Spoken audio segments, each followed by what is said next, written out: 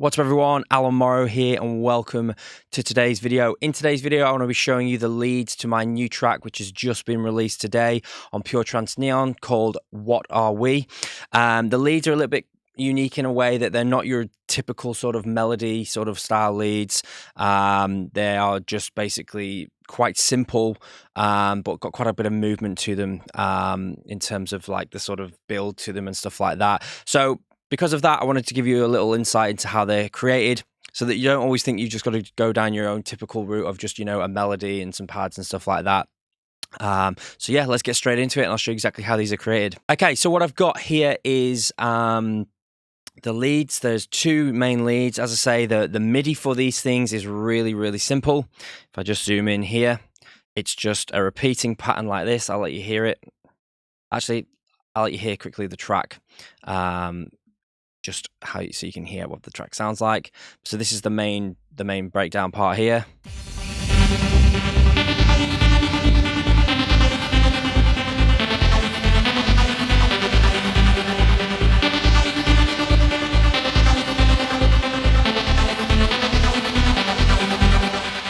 I won't show any more in case we get copyright strikes, but basically, the main lead here is made up with Zebra. So it's just very simple notes playing this sequence here. It changes up a little bit over here.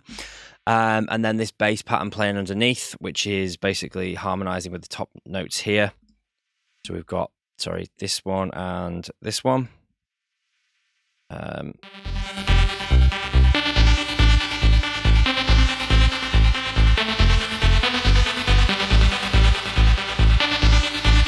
Building over time.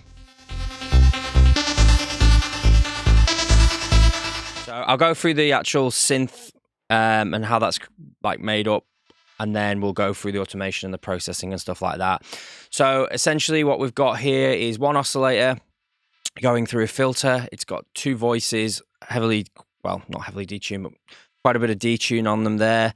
In the oscillator effects here, we've got the brilliance turned up, which I believe is sort of accentuating sort of the higher harmonics there of that saw inside that oscillator.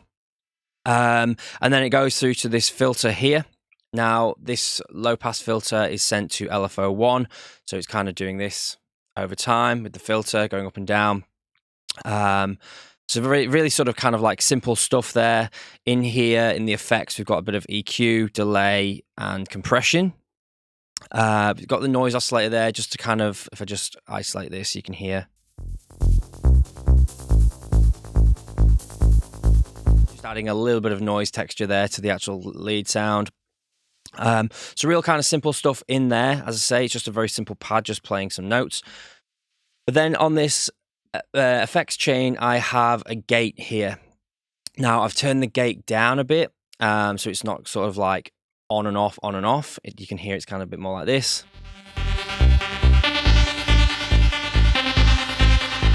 I'll go through some of these processing chains so you can hear what each of them are kind of doing here.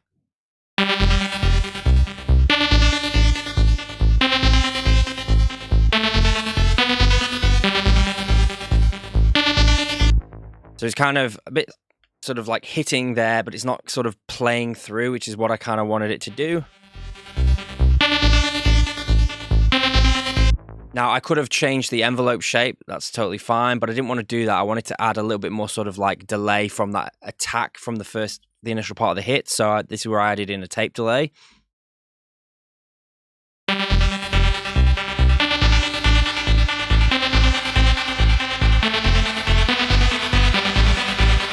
After this, I added in the crystallizer, which is Sound Toys. This is basically just giving it a little bit of extra sparkle here on top of the lead sound, an octave up.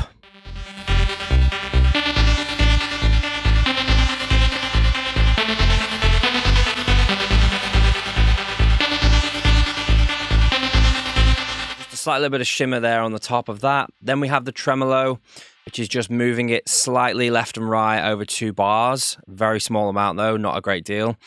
And then what I've got on here is Fresh Air. This is a plugin from, well, I can't remember the name of it right now. Slate, that's the one.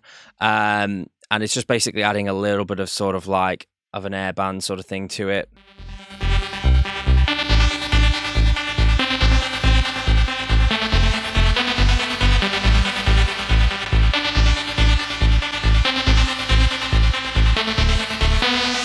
subtle little effects there. So that's the first main lead. And over time, what's happening here, we have the filter cutoff opening up, very sort of simple stuff.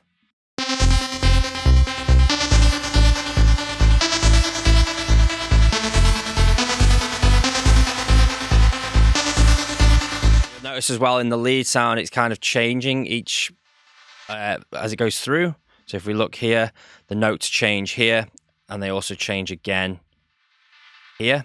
So it's just different patterns playing, still trying to stick to that like simple riff though throughout the whole process. And then I change it again, I believe up here, or was it the lower notes I changed? I think it was the lower bass notes I changed over here. So you'll see the pattern for the bass progression changed from this to this over here. Second. So that goes F. Yeah, so you can see here I changed the progression in the bass notes there, which is what kind of gives it that difference in sort of mood from bar 209 and 225, because I did it twice, I believe.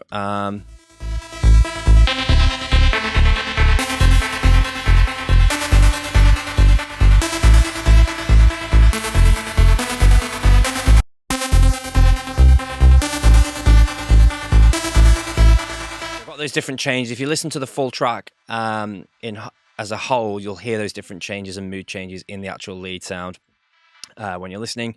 If you'd like to support the track, by the way, check out the link below. You can grab a copy there if you want to support the channel and this track. And then the next sound that we've got here, the next lead sound, is this one. It's like a lead support. Again, this full track has got 22 channels, and even some of these could have been consolidated, you know. So let's have a listen to lead support 2, well, the second lead. So this one sits a little bit lower than the original one. Again, it's a Zebra preset. In fact, it could have even been the same one. It's not the same one. It's a different one. It's an atmosphere sound that I've got here. So what you've got here is again another sawtooth, 2 sawtooth oscillators, both with 2 voices. Bit of detune on them again. These are now going through to a bandpass filter. Love this bandpass filter inside Zebra 2, this BP res band. And then this bandpass filter is going through to this LFO here, which is sort of like a bit of a, I guess, sort of gated sort of LFO here. And it's basically getting that to cycle through, and you'll hear it going up and down.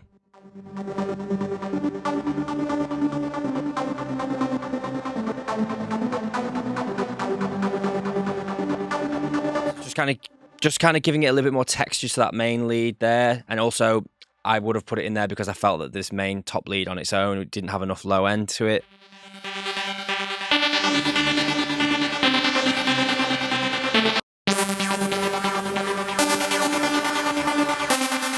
Take it out, you can hear there that it doesn't sound quite as thick.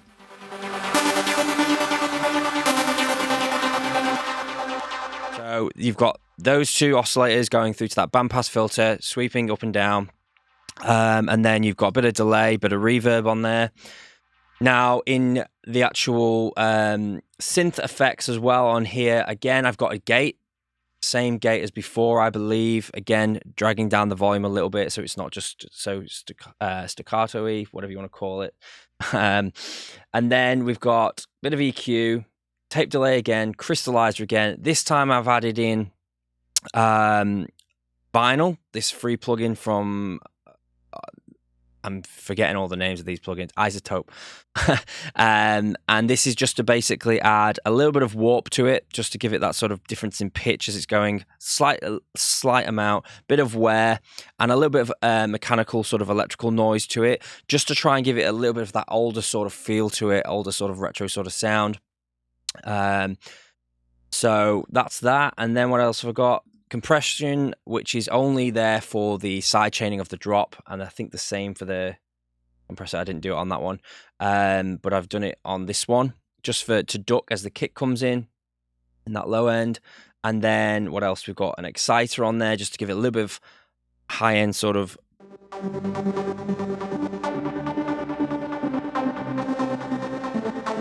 high end presence there, and then again just a tremolo in there as well. So just a small amount left and right again. So yeah, they're the 2 leads. I do also have, just quickly, another atmosphere sort of sound that comes in here as well. Might as well show you this while we're here, because this kind of plays a part in the main build-up. This one here.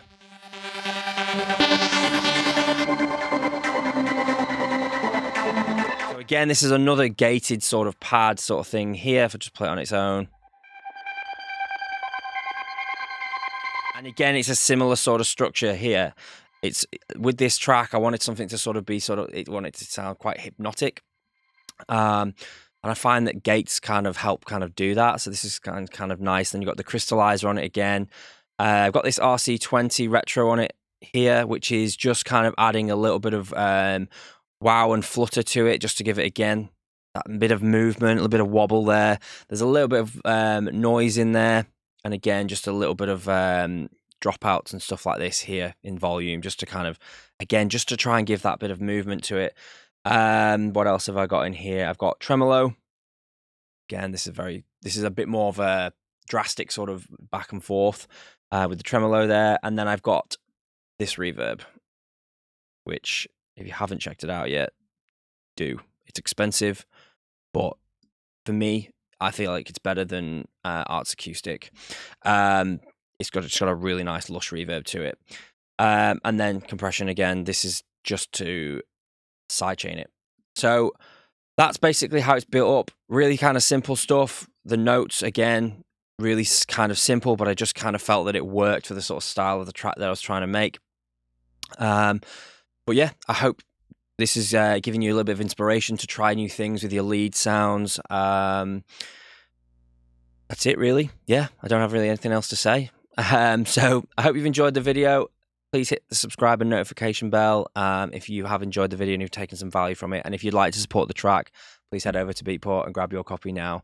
Thanks a lot for watching. I'll see you in the next one.